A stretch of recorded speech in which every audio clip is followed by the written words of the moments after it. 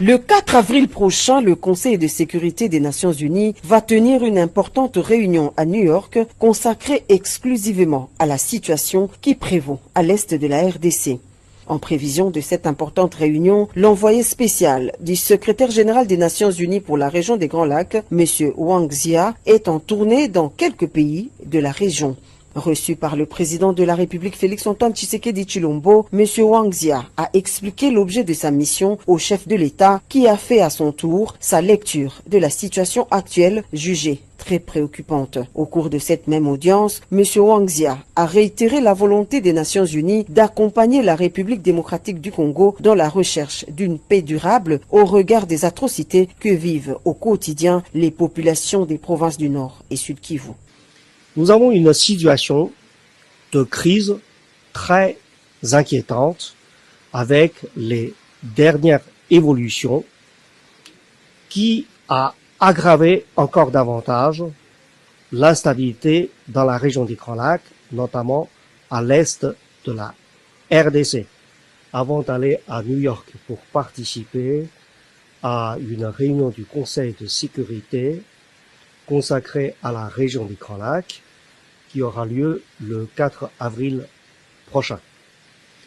Une réunion qui va parler de cette situation de crise dans la RDC, de l'application de la résolution 2773 et aussi pour parler de la recherche d'une solution globale, durable, pour assurer la paix et la sécurité dans la région des Grands Lacs. Pour le haut fonctionnaire des Nations Unies, l'enjeu immédiat consiste à relever le défi de la désescalade sécuritaire occasionnée par la coalition AFC M23 parrainée par le Rwanda.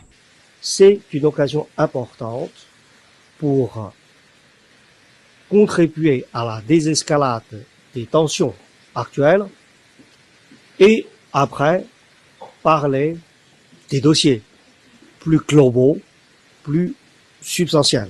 Aujourd'hui, il y a cette résolution 2773. Comment la mettre en application? Comment reprendre rapidement le processus de Luanda et le processus de Nairobi?